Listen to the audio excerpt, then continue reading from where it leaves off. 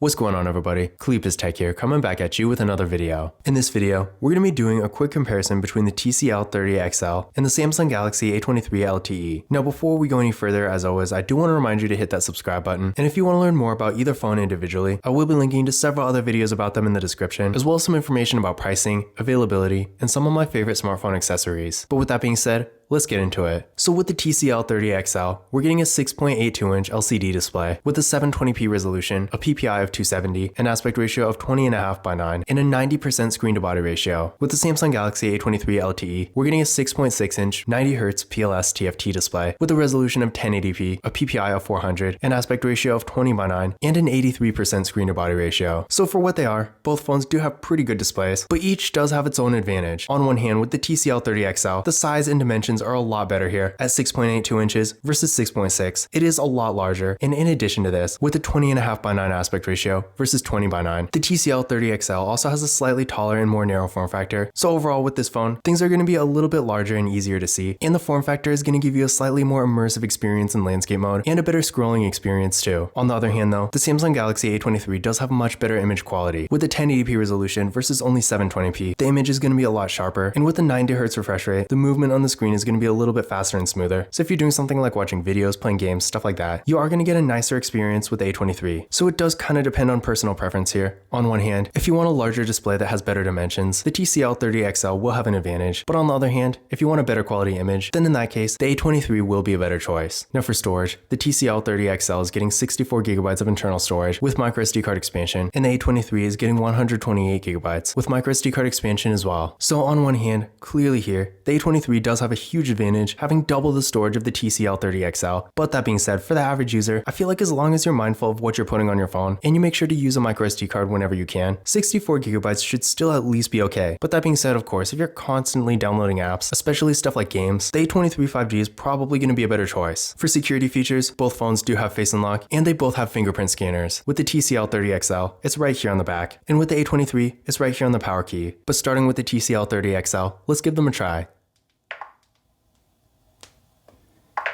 There we go, one more time. And there we go. And now for the Samsung Galaxy A23. There we go, one more time.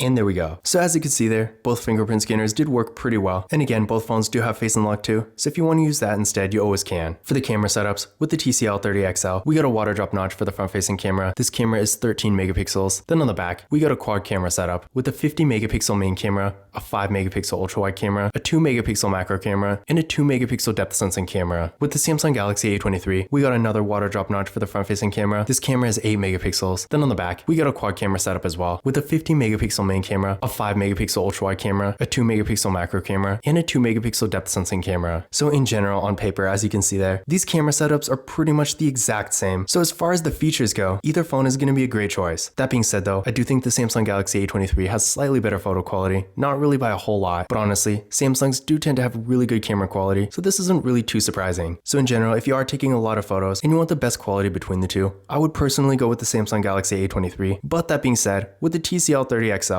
if you do end up with this phone, keep in mind, the photo quality you get here is really not bad either. And for more basic things like social media, for example, it will still get the job done. As far as RAM and processor go, with the TCL 30XL, we're getting 6GB of RAM with the MediaTek Helio A25 processor. With the Samsung Galaxy A23, we're getting 4GB of RAM with the Qualcomm Snapdragon 680 4G processor. So keep in mind, both phones here are 4G phones. This is not the Samsung Galaxy A23 5G. In case you didn't know, that is a completely separate phone. So again, neither phone has 5G connectivity here. That being said, when it comes to performance, the Samsung Galaxy A23 is going to be significantly faster. Sure, on one hand, it's still not going to be nearly as fast as some of the 5G mid-range phones, but for what it is, the performance you get with this phone is actually pretty impressive. On the other hand, with the TCL 30XL, I mean, this phone isn't really that bad, but it's definitely going to be significantly slower. So in general, if you're going to be on your phone a little bit more, then you are going to get a much better experience with the Samsung Galaxy A23. Now that being said, I did run Geekbench 5 benchmark tests on both phones, and here are the scores I got. So again, as you can see here, there is a pretty significant difference. So on one hand, if you're really just doing basic activities and not really using your phone a whole lot, the TCL 30XL will at least get the job done. But honestly, if you're going to be on your phone a decent amount, then again, you will get a much better experience with the Samsung Galaxy A23. For the batteries, both phones do have 5000 mAh batteries, with the TCL 30XL supporting 18-watt fast charging and the Samsung Galaxy A23 supporting 25. Now, that difference in fast charging, in my opinion, really isn't that big a deal. Sure, technically, if you have a 25-watt fast charger, the A23 will charge up a little bit faster, but honestly, in practice, you're probably not going to notice the difference too much. That being said, both phones do have great batteries, with 5000 mAh batteries. That's pretty much the largest battery you can get in a smartphone, at least in the US. So if battery life and longevity is more of a priority for you, then either phone will be a great choice. As far as the software goes, both phones do currently have Android 12, but the A23 should be getting Android 13 pretty soon, whereas with the TCL 30XL, I don't think this phone is actually going to be getting any major updates. So if having the latest software is important to you, definitely keep this in mind. In addition to this, the TCL 30XL does not have NFC, whereas the Samsung Galaxy A23 does. So if you like to make contactless mobile payments using tap and pay, then in that case, you might want to go with the A23. But in conclusion, which of these phones is better? In general, in pretty much every way, I would say the Samsung Galaxy A23 is a better device. This phone has a lot more storage, slightly better camera quality, a much faster processor, better long-term software support, and it does have NFC, whereas again, the TCL 30XL doesn't. That being said though, well again, the Samsung Galaxy A23 is technically a better phone. In some situations, if you're really not doing a whole lot on your phone, and you just want a solid device that works, and maybe you prefer to have a larger display over higher image quality, in that kind of situation, keep in mind, the TCL 30XL is still not a bad phone, and if you're more of a light user, looking for more of a basic entry-level smartphone, I do think this phone will still get the job done. But this concludes my comparison between the TCL 30XL and the Samsung Galaxy A23 LTE. Again, if you want to learn more about either phone individually, I will be linking to several other videos about them in the description, as well as some information about pricing, availability, and some of my favorite smartphone accessories. But that's it for this video. If you enjoyed it and found it useful, be sure to give it a thumbs up and hit that subscribe button. Don't forget to follow Khalip's Tech on Twitter and Instagram.